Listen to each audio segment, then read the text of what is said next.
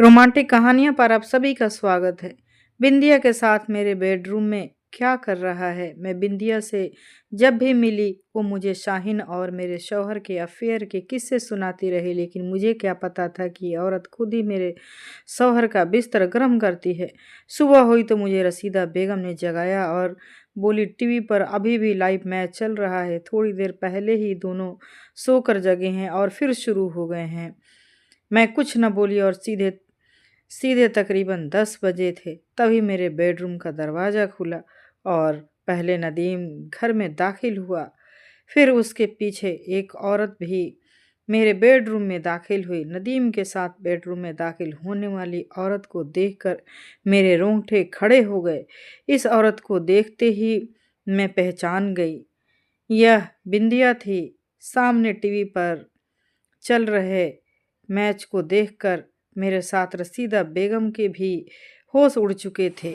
अपनी 3 साल की बेटी के लिए कुछ कपड़े लेने में बदरपुर मार्केट के लिए निकली ही थी कि रास्ते में मुझे बिंदिया मिल गई। मेरे शौहर नदीम जिस कंपनी में मैनेजर थे, बिंदिया भी उसी कंपनी में काम करती थी। हम दोनों ने साथ चाय पिया और बिंदिया ने अपनी कंपनी की बॉस शाहीन और मेरे शौहर नदीम के बारे में चौंका देने वाली खबरें मुझे मुफ्त में दे डाली। काफी देर तक मैं बिंदिया से बातें निकलवाने में लगी रही। जाते समय बिंदिया बोली, इसी महीने शाहीन मैम जर्मनी जा रही हैं आपके हस्बैंड के साथ। 15 दिनों का टूर है, लेकिन नदीम सर को यह मत बताना कि मैंने आपको यह जानकारी दी है, वरना वो मुझे नौकरी से निकाल देंगे। बिंदिया से यह खबर पाकर मैं परेशान हो गई। मैं मार्केट से घर लौट आई। रात को मेरे शौहर नदीम खाना खाकर बिस्तर पर आए तो मैंने उनसे पूछ लिया, क्या आप यूरोप जाने वाले हैं? नदीम ने कहा, हाँ,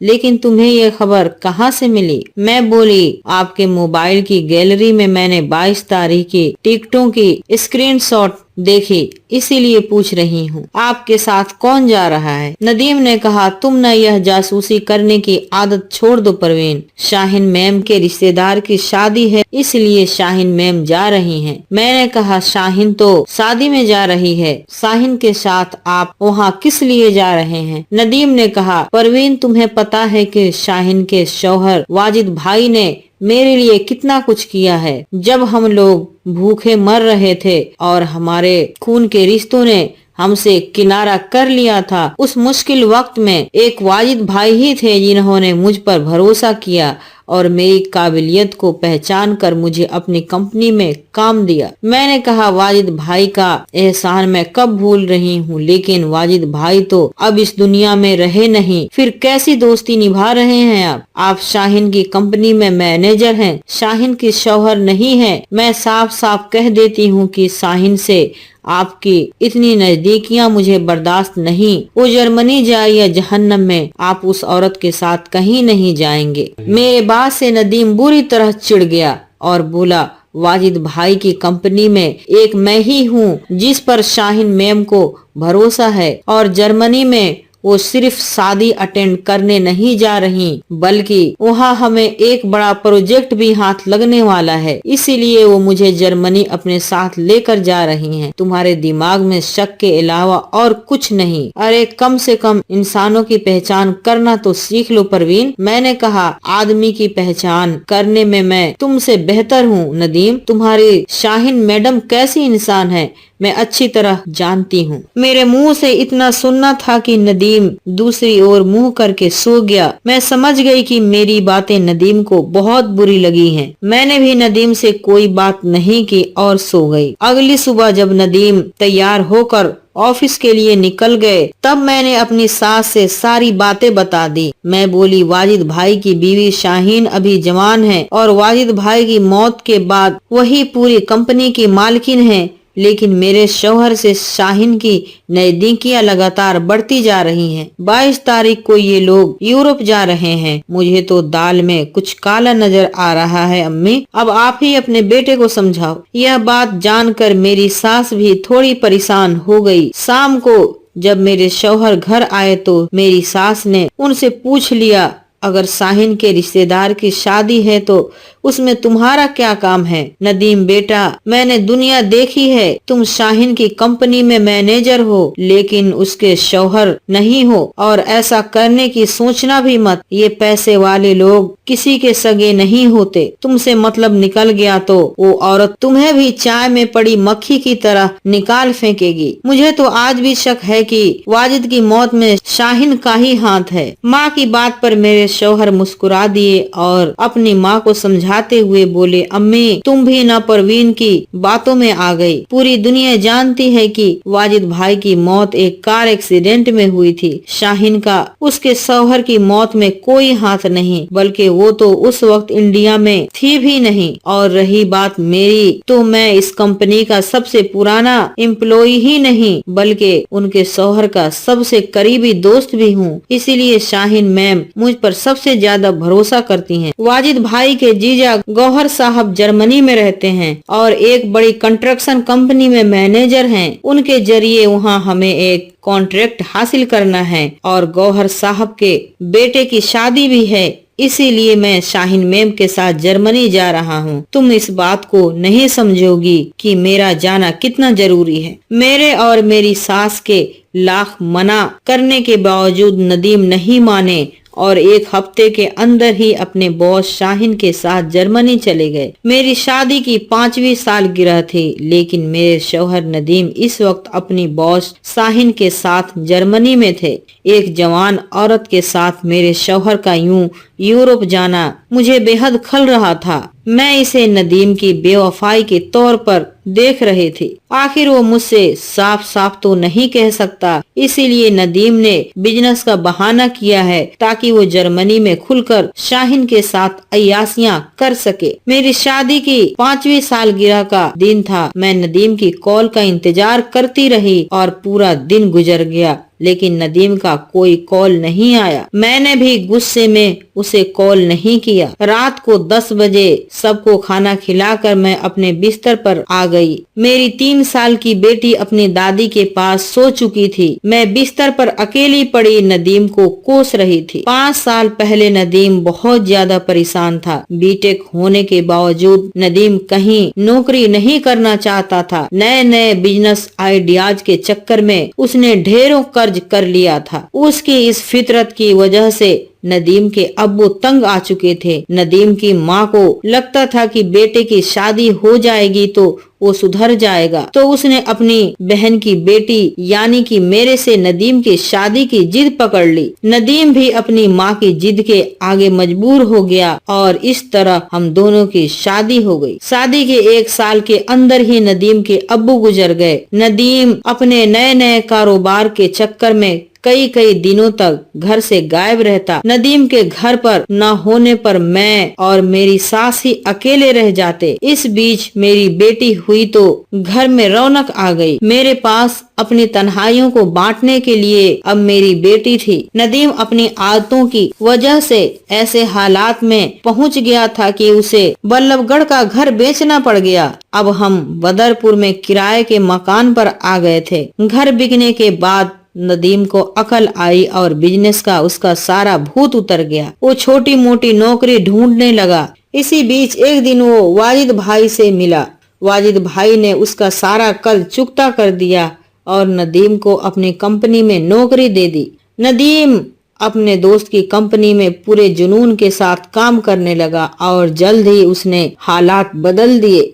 कंपनी ने खूब तरक्की की, साथ ही नदीम की भी तरक्की हुई। नदीम ने बदरपुर में ही शानदार घर खरीद लिया। मैं नदीम की इस कामयाबी से बेहद खुश थी। नदीम की मेहनत और ईमानदारी को देखते हुए वाजिद भाई ने नदीम को अपनी कंपनी का मैनेजर बना दिया था। लेकिन 1 साल पहले वाजिद भाई का एक्सीडेंट हो गया और उनकी मौत हो गई। वाजिद भाई की मौत के बाद उनकी बीवी शाहीन ने कंपनी की बागडोर अपने हाथों में ले ली और तब से ही नदीम और शाहीन की नजदीकियों की खबर मेरे कानों तक पहुंचने लगी। मैं बिस्तर पर पड़ी नदीम के बारे में सोच ही रही थी कि नदीम का कॉल आ गया। मुझे लगा कि मैं फोन काट कर स्विच ऑफ कर दूं, लेकिन मैं ऐसा नहीं कर पाई और मैंने फोन उठा लिया। नदीम ने कहा, परवीन आज मैं बहुत खुश हूँ। नदीम के मुंह से यह सुनकर मुझे लगा कि वह हमारी शादी की सालगिरह को याद कर खुश हो रहा है। मैंने नाराजगी भरे अंदाज में कहा, खुश होने की वजह? नदीम बोला, मैं जिस कॉन्ट्रैक्ट की बात कर रहा था ना, वो हमें मिल गया। हम लोग उसी को सेलिब्रेट कर रहे हैं। पूरे दिन इसी कॉन्ट्रैक्ट के चक्कर में लगा हुआ था, इसीलिए मैं तुम्हें कॉल नहीं कर पाया। अभी भी बिजी हूँ, इसीलिए फोन रखता हूँ, कल कॉल करूँगा। नदीम की यह खुशी मेरे लिए कोई मायने नहीं रखती थी। मैं चाहती थी कि मेरा शौहर खूब तरक्की करे, लेकिन उसकी तरक्की में मेरे अलावा दूसरी किसी औरत की हिस्सेदारी न हो। लेकिन मैं यह जानती थी कि नदीम आज जो कुछ भी है उसी कंपनी की वजह से है जिसकी मालकिन इस वक्त शाहीन है। अगले दिन भी मैंने नदीम के कॉल का इंतजार किया, लेकिन उसने कोई कॉल नहीं किया। रात को सोते वक्त मैंने नदीम को कॉल मिलाया तो उसका फोन स्विच ऑफ था। सुबह सुबह नदीम का कॉल आया और बोला, मुझे यहाँ 15 दिन और लग जाएंगे। मैं बोली, 15 दिन क्यों? उस औरत के साथ जिंदगी भर के लिए वहीं रह जाओ नदीम। मेरी यह बात सुनकर नदीम ने फोन रख दिया। थोड़ी देर बाद नदीम का मैसेज आया, मजबूरी को समझा करो परवीन, हर वक्त जहर मत उगला करो। नदीम से मुझे यही उम्मीद थी। अब मैंने नदीम को कॉल करना भी बंद कर दिया। 2-4 दिनों में जब भी नदीम का कॉल आता, मैं अपनी सास को फोन पकड़ा देती। नदीम को गए हुए पूरे 1 महीना बीत चुके थे। एक दिन मैंने बिंदिया को कॉल मिलाया और उसे मार्केट में बुला लिया। मैं भी अपनी कार से मार्केट के लिए निकल पड़ी। थोड़ी देर में ही मैं और बिंदिया मार्केट के बाहर एक रेस्टोरेंट में बैठे चाय पी रहे थे। बिंदिया बोली, परवीन भाभी, आपके हस्बैंड तो अभी तक लौट कर नहीं आए, आपको तो बताया ही होगा ना सर ने। मैं बोली, बिंदिया, मैं इस बात को लेकर बहुत डिप्रेशन में हूँ। ऐसा कुछ रास्ता बताओ कि मेरा आदमी उस औरत से दूर हो जाए। बिंदिया बोली, परेशान होने की तो बात ही है भाभी, वो मेरे हस्बैंड होते तो मैं तो कब का तलाक ले लेती। बिंदिया के मुंह से ऐसी बात सुनकर मुझे थोड़ा अजीब लगा। मैं बिंदिया से अपना गम हल्का करने आई थी, लेकिन वो तो मेरे गम को और ज्यादा बढ़ाने में लग गई थी। मैंने बिंदिया से कहा, हम लोगों को केवल शक ही तो है ना, और मैं समझती हूँ कि सिर्फ शक के आधार पर किसी नतीजे पर पहुँचना जल्दीबाजी होगी। बिंदिया बोली, पिछले 1 साल से शाहीन मैम और आपके हस्बैंड के बढ़ती नजदीकियों को ऑफिस के तमाम लोगों ने अपनी आंखों से देखा है। इतना ही नहीं, मैंने बिंदिया को बीच में ही टोक दिया और बोली, बिंदिया, तुमने क्या देखा वो छोड़ो, अब इस बात का कोई हल हो तुम्हारे पास तो वो बताओ। शाहीन गलत औरत है, इसमें मुझे कोई शक नहीं, लेकिन मेरा शौहर गलत नहीं है, मैं उस पर अब भी यकीन करती हूँ। बिंदिया बोली, पिछले 1 महीने से आपके हस्बैंड जर्मनी में शाहीन मैम के साथ रंगरलियां मना रहे हैं और आपको अब भी उस आदमी पर यकीन है, तो फिर आपका कुछ नहीं हो सकता भाभी। बिंदिया की बातों ने मुझे झकझोर कर रख दिया। मैंने कहा, बिंदिया, मुझे घर पर एक जरूरी काम है, मैं निकल रही हूँ। जैसे ही मैं टेबल पर चाय का कप रख कर उठी, बिंदिया ने कहा, भाभी, आपको एक बार वाजिद सर की पहली वाली बीवी रसीदा खातून से जरूर मिलना चाहिए। उनका घर फरीदाबाद में है। मैं रसीदा खातून का फोन नंबर आपको सेंड कर देती हूँ। शाहीन मैम के बारे में आपको और भी बहुत कुछ उनसे मालूम हो जाएगा। मैं घर आई तो काफी परेशान थी। बिंदिया की बातें मेरे दिमाग में चढ़ चुकी थी। मैं सोच रही थी कि अगर नदीम के बारे में मेरा शक सही निकला तो क्या मुझे नदीम से तलाक ले लेना चाहिए। नहीं, मैं नदीम से बेहद प्यार करती हूँ, मैं उसको कभी तलाक नहीं दे सकती। फिर मेरे दिमाग में एक सवाल आया कि अगर शाहीन के चक्कर में नदीम ने ही मुझे तलाक दे दिया तो। इस सवाल का मैं कोई जवाब खुद को नहीं दे पाई। रसीदा खातून का नंबर मुझे बिंदिया से मिल गया था। मैंने उन्हें फोन लगा दिया। जब मुझे पता चला कि वो फरीदाबाद में ही रहती हैं, तो मैंने उनसे मिलने की ख्वाहिश जाहिर कर दी और उन्होंने अगले ही दिन मुझे अपने घर बुला लिया। मैं बदरपुर से अपनी कार लेकर फरीदाबाद के लिए निकल पड़ी और आधे घंटे में ही रसीदा खातून के बताए एड्रेस पर पहुंच गई। चाय नाश्ते के बाद हम दोनों की ढेर सारी बातें हुई। और मैंने अपने शौहर नदीम और उसकी मालकिन शाहिन के बारे में पूरी बात रशीदा खातून के सामने रख दी। मैंने पूछा, आपका वाजिद भाई के साथ तलाक क्यों हुआ? वो बोली, इसी शाहिन के चक्कर में। ये औरत नहीं, पूरी डायन है। पहले मेरी गृहस्थी उजाड़ दी, अब तुम्हारी बारी है। जो इस वक्त तुम झेल रही हो ना, यह सब मैं 5 साल पहले ही झेल चुकी हूँ। इसी शाहिन के चक्कर में मेरे शौहर वाजिद ने मुझे तलाक दे दिया था, लेकिन इस औरत ने वाजिद को भी नहीं छोड़ा। तुम्हारे शौहर के इश्क में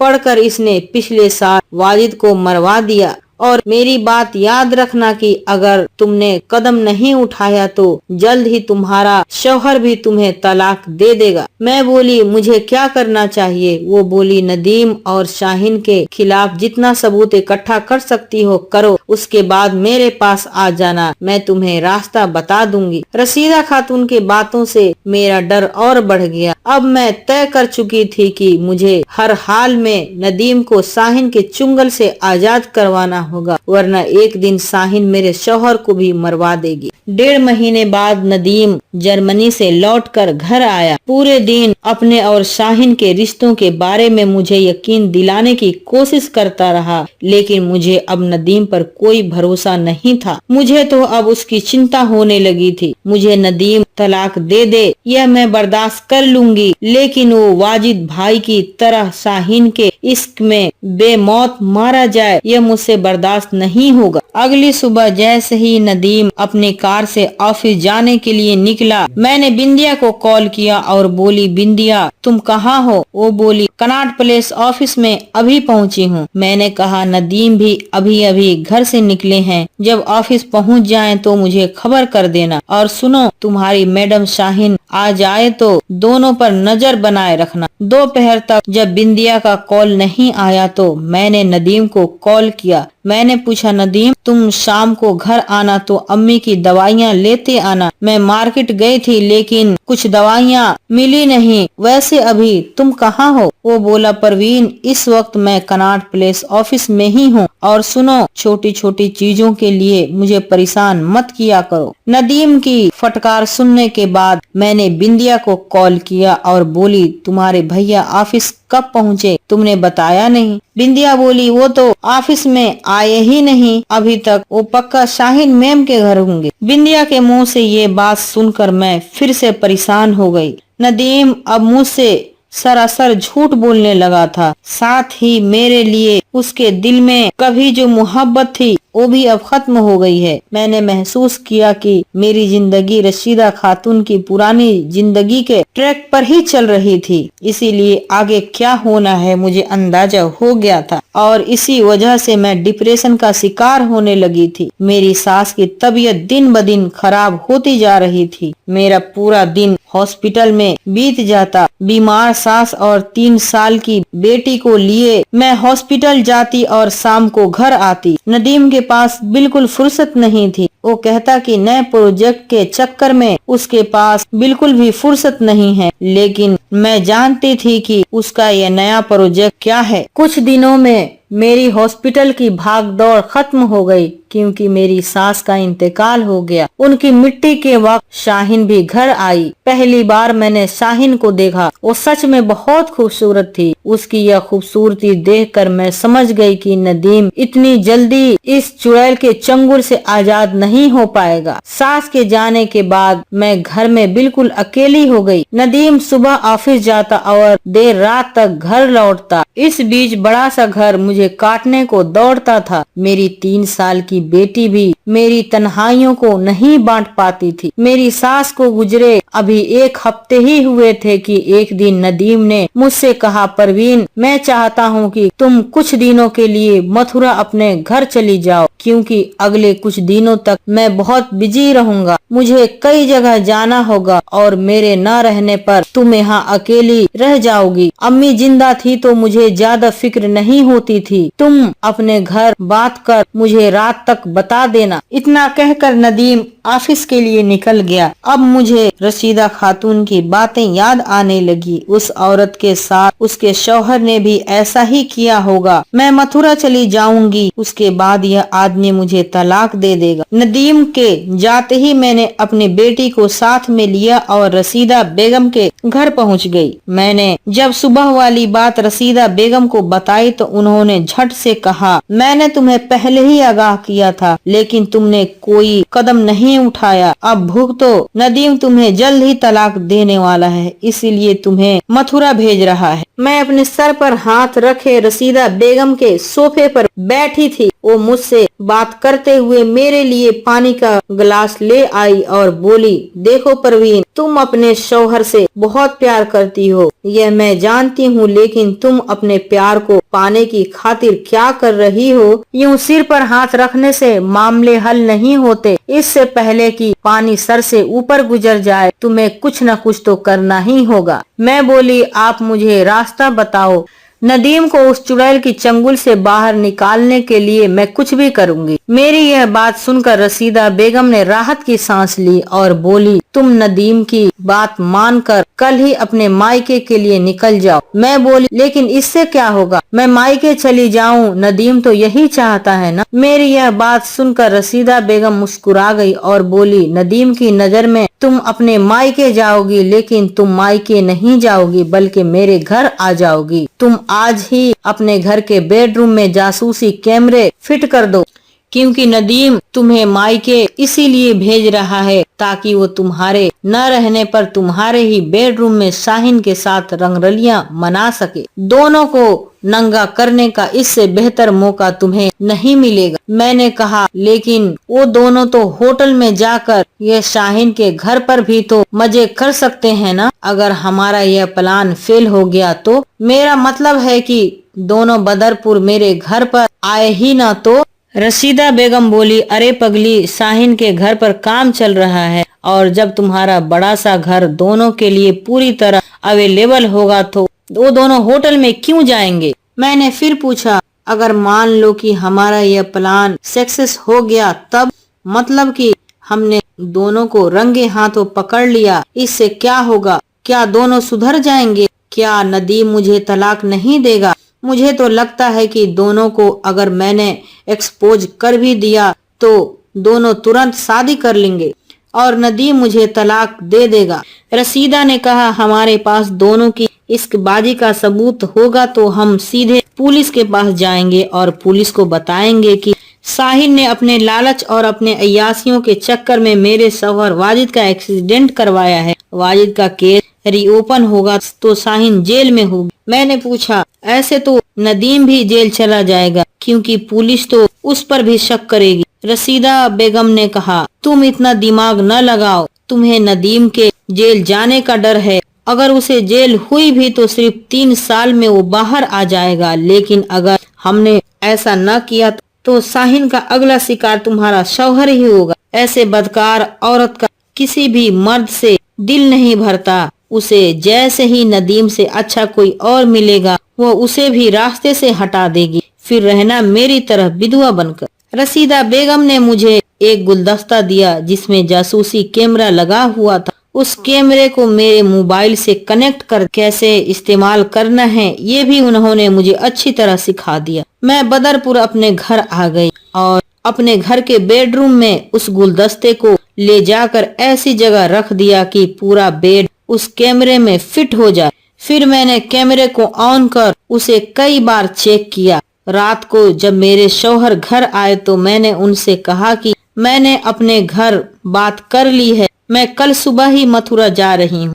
मेरी बात सुनकर नदीम बहुत खुश हुआ और बोला, बस 1-2 महीने की बात है, उसके बाद मैं खुद ही तुम्हें बुला लाऊंगा। अगली सुबह ही मैं अपने मायके के लिए निकल पड़ी और सीधे रसीदा बेगम के घर पहुंच गई। शाम को मैंने नदीम को कॉल कर बताया कि मैं मथुरा पहुंच गई हूँ। इधर मैं और रसीदा बेगम मोबाइल को टीवी से कनेक्ट कर चुके थे।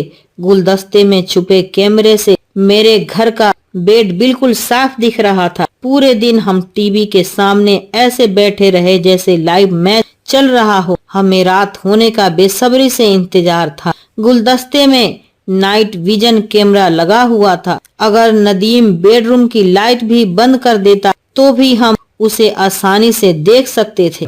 मुझे और रसीदा बेगम को पक्का यकीन था कि रात होते ही नदीम शाहीन को साथ लेकर बेडरूम में आएगा, क्योंकि इससे बेहतर मौका दोनों के लिए कोई दूसरा था ही नहीं। मैंने और रसीदा बेगम ने टीवी के सामने बैठकर खाना खाया। रात तकरीबन 10 बजे मैंने रिकॉर्डिंग को ऑन कर दिया। अब गुलदस्ते के कैमरे से टीवी पर डिस्प्ले होने वाला वीडियो रिकॉर्ड होना भी शुरू हो चुका था। रात के तकरीबन 10 बजे थे, तभी मेरे बेडरूम का दरवाजा खुला और पहले नदीम घर में दाखिल हुआ, फिर उसके पीछे एक औरत भी बेडरूम में दाखिल हुई। नदीम के साथ बेडरूम में दाखिल होने वाली औरत को देखकर मेरे रोंगटे खड़े हो गए। इस औरत को देखते ही मैं पहचान गई, यह बिंदिया थी। सामने टीवी पर चल रहे लाइव मैच को देखकर मेरे साथ रसीदा बेगम के भी होश उड़ चुके थे। थोड़ी ही देर में मेरे बेडरूम पर वासना का खेल शुरू हुआ तो मैं कमरे से बाहर निकल आई और जोर जोर से रोने लगी। मेरे पीछे रसीदा बेगम भी आ गई और मुझे संभालते हुए वो बोली, मैं तो समझती थी कि शाहीन ही सबसे बड़ी अय्याश है, लेकिन तुम्हारा शौहर तो उसका भी गुरु निकला। वो तो तुम्हें ही नहीं शाहीन को भी धोखा दे रहा है। अगर ये बात शाहीन को पता चली तो वो तुम्हारे शौहर को खत्म कर देगी। मैं कुछ न बोल पाई और सीधे रसीदा बेगम के बेडरूम में अपनी बेटी के पास जाकर उसे पकड़कर रात भर रोती रही। मेरा शौहर इतना बड़ा कमीना निकलेगा मैंने सपने में भी नहीं सोचा था।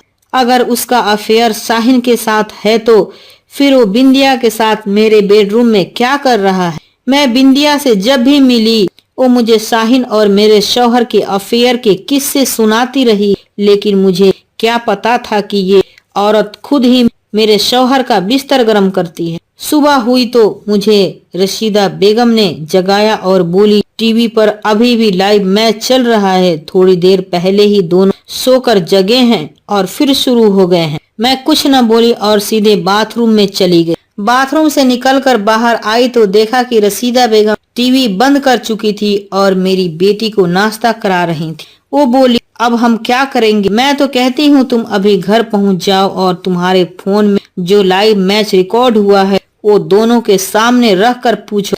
आज संडे है, दोनों तुम्हारे घर में ही हैं। और सुनो, शाहीन को भी फोन करके वहीं बुला लो, कम से कम उसे भी तो अपने आशिक की आशिकी का पता चले। मैंने अपनी बेटी को रशीदा बेगम के हवाले किए और बदरपुर की ओर निकल पड़ी। अपने घर के गेट पर पहुंचकर मैंने अपनी चाबी से घर का दरवाजा खोला और दौड़ती हुई बेडरूम तक पहुंच गई। मैं चिल्लाई कि अगर दरवाजा नहीं खुला तो मैं पुलिस को कॉल कर दूंगी। दरवाजा खुला और दोनों मुझे इस तरह सामने देखकर बुरी तरह चौंक गए। बिंदिया बेशर्मों की तरह बेडरूम के एक कोने में खड़ी थी और नदीम मेरे सामने हाथ जोड़े खड़ा था। तभी शाहीन और रसीदा बेगम भी आ गए। अब घर में 4 औरतों के सामने एक अकेला मर्द खड़ा था। मैं चिल्लाते हुए बोली, तुम एक नंबर के अय्यास हो, तुमने मेरी जिंदगी बर्बाद कर दी।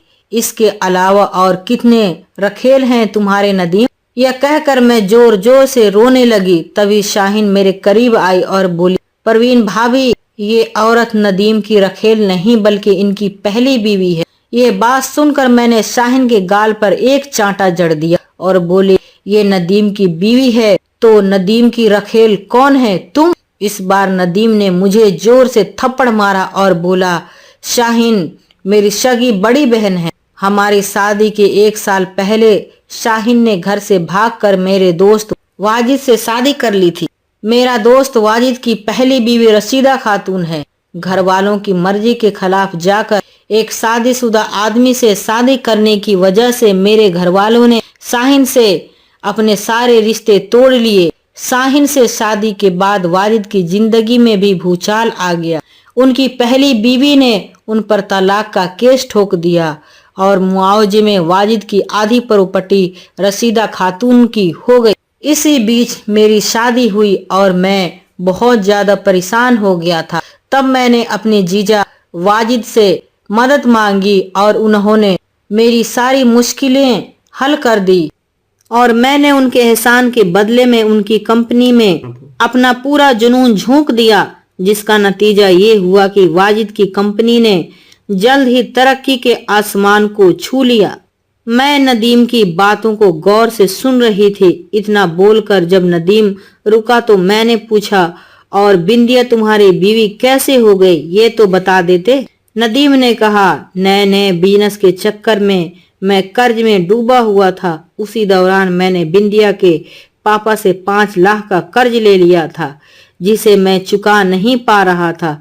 तब बिंदिया के पापा ने अपनी बेटी से मेरी शादी की शर्त रख दी। मैं मना नहीं कर पाया और मैंने शादी कर ली। बिंदिया अपने घर की इकलौती लड़की थी, इसीलिए उसके पापा मुझे घर जमाई बनाना चाहते थे, लेकिन इधर मेरे घर के हालात भी ठीक नहीं थे, तो मैंने बिंदिया के पापा से 2 साल तक का वक्त मांग लिया। इसी बीच शाहीन ने वाजिद से शादी कर ली और मैं घर में अपनी शादी के बारे में किसी को नहीं बता पाया। घर की इकलौती लड़की ने घर से भागकर शादी कर ली। इसी गम में मेरे अब्बू चल बसे और फिर माँ की जिद थी कि मैं तुमसे शादी कर लूं। मैं अपनी माँ को खोना नहीं चाहता था, इसीलिए मैं माँ की जिद के आगे मजबूर हो गया। मैंने ही बिंदिया को अपनी कंपनी में नौकरी पर रखा है। बिंदिया को तुम्हारे बारे में पहले से सब पता है, लेकिन तुम्हें बिंदिया के बारे में बताने की मेरी हिम्मत कभी हुई ही नहीं। अब तुम मुझे जो सजा दो मैं मानने को तैयार। मैं कुछ न बोली और रसीदा बेगम के हाथों से अपनी बेटी को गोद में उठाकर बाहर निकल गई।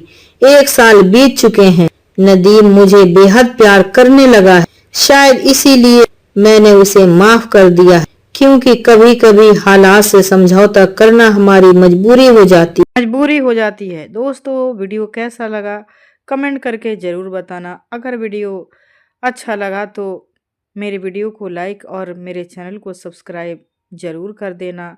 फिर मिलती हूँ आपसे दूसरे वीडियो में। जब तक के लिए बाय बाय, टेक केयर, खुश रहें और अपना ख्याल रखें।